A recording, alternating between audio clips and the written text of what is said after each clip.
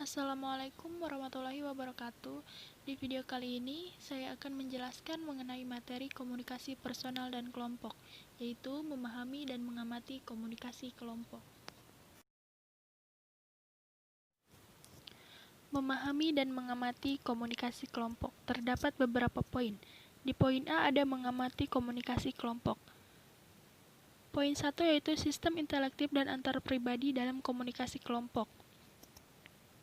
Dan poin 2 yaitu sistem pengamatan ilustratif. Kemudian ada poin B, yaitu memahami komunikasi kelompok. B.1 yaitu tipe kelompok, ada A. Karakteristik komunikasi kelompok menurut Brilhart, dan yang B yaitu karakteristik komunikasi kelompok menurut Bittner. Kemudian ada poin B.2 yaitu metode pengambilan keputusan dalam kelompok. Ada kewenangan tanpa diskusi, pendapat ahli, kewenangan setelah diskusi, dan kesepakatan. Kemudian di poin B.3 ada kepemimpinan dalam kelompok, yaitu ada fungsi kepemimpinan, struktur kepemimpinan kelompok, dan karakteristik pemimpin kelompok.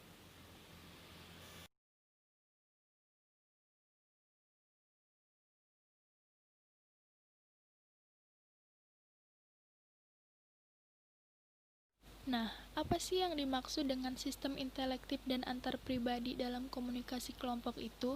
Jadi, dalam sistem intelektif ini lebih memberikan tekanan pada tingkah laku anggota dalam suatu kelompok yang memang ditujukan untuk menyelesaikan sebuah tugas, memecahkan sebuah masalah, atau merumuskan sebuah penilaian dan solusi. Sedangkan sistem antarpribadi lebih menekankan pada tingkah laku komunikatif anggota kelompok, yang mana ditujukan untuk peningkatan, pemeliharaan, dan ekspresi hubungan perasaan anggota kelompok atau anggota dalam kelompok. Selanjutnya adalah, apa sih yang dimaksud dengan sistem pengamatan ilustratif itu?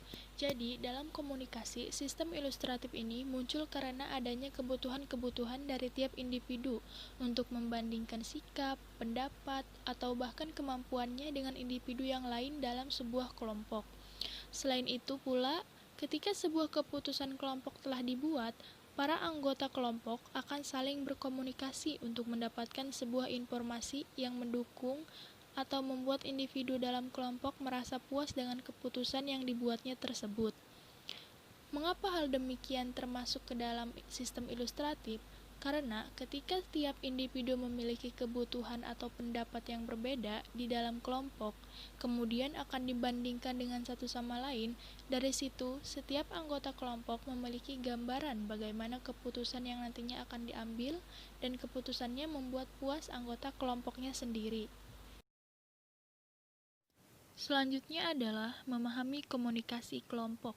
Dalam memahami komunikasi kelompok, terdapat tipe kelompok. Ada 2 poin dalam tipe kelompok. Yang pertama yaitu karakteristik komunikasi kelompok menurut Brilhart. Dan yang kedua yaitu karakteristik komunikasi kelompok menurut Bittner. Nah, dalam komunikasi kelompok tentu memiliki tipe atau karakteristik tersendiri, sehingga komunikasi kelompok bisa dibedakan sesuai dengan tipe atau karakteristiknya. Selanjutnya, apa sih yang dimaksud dengan karakteristik komunikasi kelompok menurut Brilhart? Jadi, karakteristik komunikasi kelompok menurut Brilhart itu ada 5 poin. Yang pertama yaitu meliputi sekelompok kecil orang, 2 orang hingga 20 orang, sehingga setiap orang menjadi sadar dan mampu bereaksi terhadap yang lainnya. Yang kedua ialah guna keberhasilan pencapaian tujuan setiap orang harus terikat dalam kondisi saling ketergantungan. Dan yang ketiga yaitu setiap orang harus mempunyai rasa saling memiliki dan mengidentifikasi diri dengan anggota kelompok lain. Dan yang keempat yaitu interaksi secara oral. Maksudnya di sini adalah interaksi berlangsung tetapi yang signifikan melalui pembicaraan antara satu dengan yang lainnya. Kemudian, yang kelima yaitu perilaku didasarkan pada norma-norma, nilai, dan prosedur yang diterima tiap anggota. Selanjutnya ada karakteristik komunikasi kelompok menurut Bittner. Apa sih yang dimaksud dengan karakteristik komunikasi kelompok menurut Bittner ini? Jadi, menurut Bittner, memahami karakteristik yang ada merupakan langkah pertama untuk bertindak lebih efektif dalam suatu kelompok. Ada dua karakteristik yang melekat pada suatu kelompok, yaitu norma dan peran. Norma adalah persetujuan atau perjanjian tentang bagaimana orang-orang dalam suatu kelompok berperilaku satu dengan yang lainnya. Sedangkan peran adalah posisi dan pengaruh. Seseorang melaksanakan hak dan kewajiban, berarti seseorang tersebut telah menjalankan suatu peran. Peran merupakan pola-pola perilaku yang diharapkan dari setiap anggota kelompok. Selanjutnya adalah metode pengambilan keputusan dalam kelompok. Ada 4 metode pengambilan keputusan. Yang pertama yaitu kewenangan tanpa diskusi, yang kedua yaitu pendapat ahli, yang ketiga adalah kewenangan setelah diskusi, dan yang keempat adalah kesepakatan. Poin pertama adalah kewenangan tanpa diskusi. Apa sih yang dimaksud dengan kewenangan tanpa diskusi itu? Jadi, pada metode ini sering digunakan oleh pemimpin otoriter. Keuntungan menggunakan metode ini ialah cepat. Artinya, kelompok tidak memiliki waktu yang cukup lama dalam pengambilan keputusan. Selain itu, metode ini sempurna. Dalam artian, jika pengambilan keputusan dikaitkan dengan persoalan-persoalan rutin, maka tidak mempersyaratkan adanya diskusi untuk mendapat persetujuan para anggotanya. Poin yang kedua yaitu pendapat ahli. Apa sih yang dimaksud dengan pendapat ahli itu? Jadi, maksud dari pendapat ahli ini yaitu biasanya dalam suatu kelompok ada salah satu anggota yang diberi julukan ahli. Biasanya para anggota kelompok meminta seseorang tersebut untuk memberikan pendapat dan keputusannya. Poin yang ketiga yaitu kewenangan setelah diskusi. Nah, apa sih yang dimaksud dengan kewenangan setelah diskusi itu? Jadi, maksud dari kewenangan setelah diskusi adalah kebalikan dari kewenangan tanpa diskusi. Dalam metode ini, sifat otoriter lebih sedikit. Dalam artian, pendapat anggota kelompok sangat diperhatikan dalam proses pembuatan keputusan. Namun demikian, perilaku otoriter dari pemimpin masih berlaku. Poin yang keempat yaitu kesepakatan. Nah, apa sih yang dimaksud dengan kesepakatan itu? Jadi, yang dimaksud dengan kesepakatan yaitu kesepakatan akan terjadi jika keputusan yang diambil telah disetujui oleh seluruh anggota kelompok. Poin yang terakhir adalah kepemimpinan dalam kelompok. Di dalamnya terdapat fungsi kepemimpinan, struktur kepemimpinan kelompok, dan karakteristik pemimpin kelompok. Nah, apa sih yang dimaksud dengan kepemimpinan dalam kelompok itu? Jadi, ada beberapa bentuk kepemimpinan yang timbul dalam kelompok. Sifat pokok dari kepemimpinan adalah pengaruh sosial. Pemimpin adalah orang yang memiliki pengaruh paling besar terhadap perilaku dan keyakinan kelompok. Nah, apa saja sih fungsi kepemimpinan itu? Ada 3 fungsi kepemimpinan.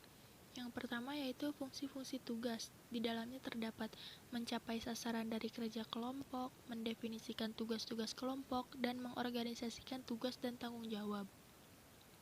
Kemudian yang kedua ada fungsi-fungsi tim, yaitu memelihara moral dan membangun spirit tim, koherensi kelompok sebagai suatu unit kerja, dan sistem komunikasi dalam kelompok.